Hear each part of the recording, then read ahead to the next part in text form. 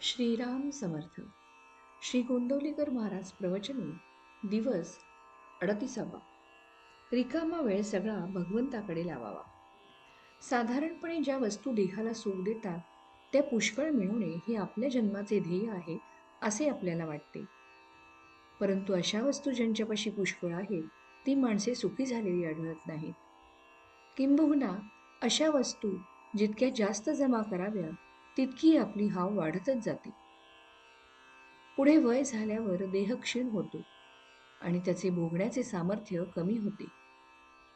मग वस्तू असून देखील मनाची तळमळ कायम राहते.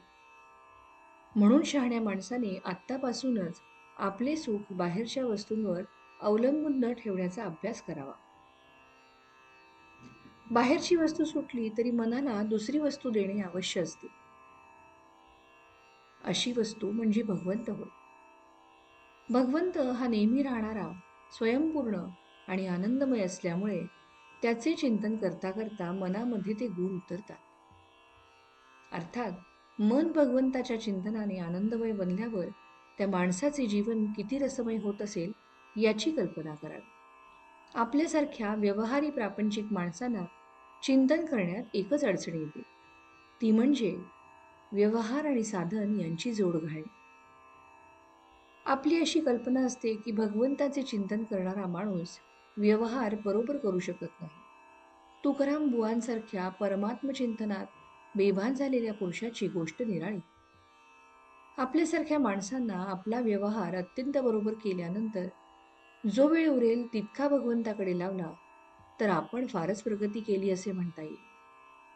खरे पाहिले असता सध्या जेवढा रिकामा वेळ आपल्याला मिळतो तितका सगळा आपण भगवंताकडे लावत नाही. म्हणून दिवसातून काही वेळ तरी अत्यंत नियमाने भगवंताच्या नामस्मरणात घालवायचा आपण निश्चय करावा. नामाच्या आड सर्वच गोष्टी येतात.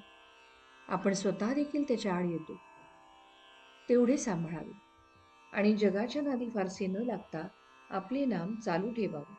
शिवाय देवासंबंधीची फक्त संतांनी लिहिलेली पुस्तके रोज थोडी वाचावी, त्यावर मनन करावे आणि ते आपल्या आचरणात कसे येईल याचा सूक्ष्म विचार करावा.